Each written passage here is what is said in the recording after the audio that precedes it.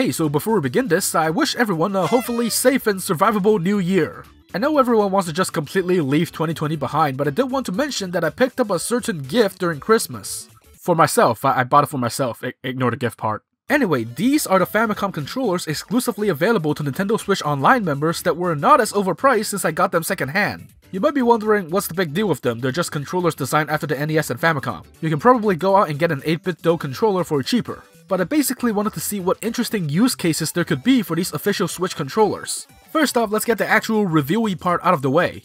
These are built extremely solid, which has pretty much been the case for all Nintendo controllers that don't start with the letter J. The buttons all work exactly as you think they should. They're also extremely faithful to the originals. If I put the Famicom controller next to its 80s counterpart, you can barely tell the difference aside from the wear and tear the original has endured and the added rail on the new one. Speaking of the rail, yes, you attach the controllers to the Switch just like Joy-Con to charge them. And yes, it has to be one of the most ridiculous things I've seen, more on that in a moment. But outside of that, they can be used on the Switch just fine. The NES Online app gets this cool Famicom style makeover when you connect the controllers to it, which is pretty sick. I've praised the Famicom color scheme more than enough times. And you can play Nintendo's strip feed of NES games just like the good old days of my non-existence. That's great and all, but there are other reasons I picked these up besides this. I think I can consider myself as kind of a Famicom fan at this point, and with this controller that sort of combines both old and new elements, I figured it'd be neat to figure out all the dumb things I can potentially do with them, hence the title of this video. Why don't we first get started with the second controller? An interesting part of the NES to Famicom comparison is that there are actual differences in the controllers for Player 2. The NES doesn't really have a dedicated second controller, it just has regular plug-in controllers with all the buttons available. But the Famicom's hardwired second controller trades the start and select buttons for a microphone. This was utilized in a select few games, most notably in The Legend of Zelda to kill the pulse voice enemies that are weak to sound. While the microphone on the Famicom was actually a really decent mic for 1983 and probably could have started a few early Let's Play careers, this function was never retained in future Famicom related releases, including the AV Famicom redesign, Virtual Console games, and the Famicom Mini with its little baby man controllers.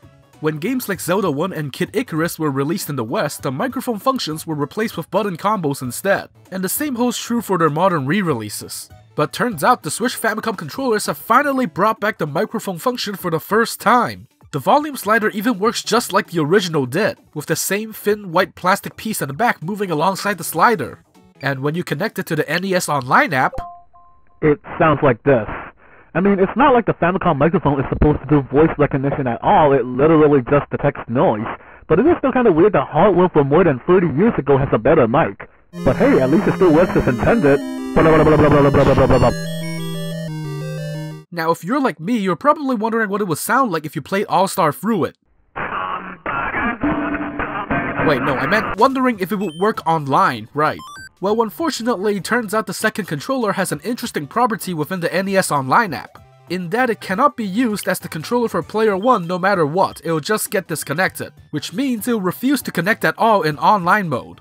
That's a bummer, but you can always just do this instead.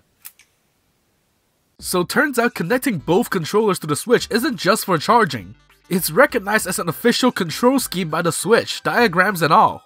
The left face buttons become the suspend and capture buttons and the whole right D-pad becomes the home button. The microphone sadly doesn't work this way, but this is actually a system-wide control configuration and can be used in other games if you wish. Just be warned that the number of games that can be played with just the D-pad and A and B buttons are few and far between. And you can't remap buttons for the Famicom controllers on the Switch either. I just sort of find it funny that they even considered making this an official control scheme at all. Anyway, seeing as these things share the same rails as Joy-Cons, I might as well test them with a whole bunch of Joy-Con accessories just because I can. No. No. No.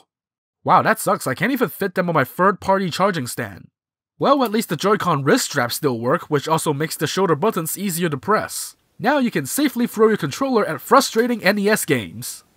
That about covers all the use cases for the Famicom controllers on the Switch itself. But of course you aren't just limited to using them on the Switch, who do you think I am, Nintendo? It might be obvious to some, but these can still be detected as regular Bluetooth controllers and used in stuff like emulators with full freedom in button mapping. I mean, if I can use them on a Mac of all things, they should be able to be used practically anywhere else.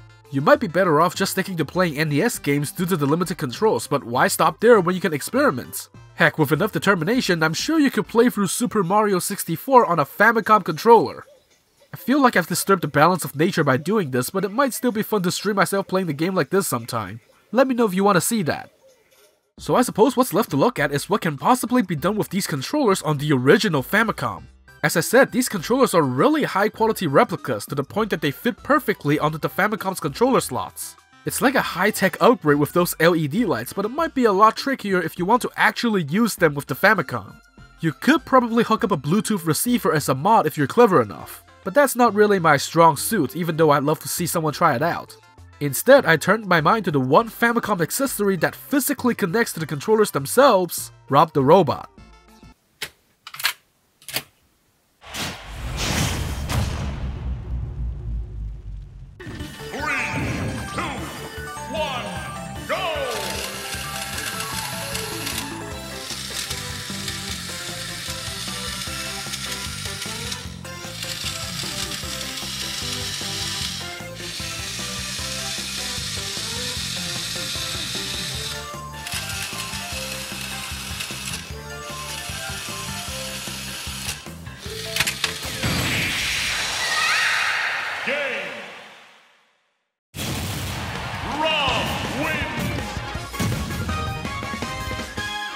You know, these controllers really are worth the price.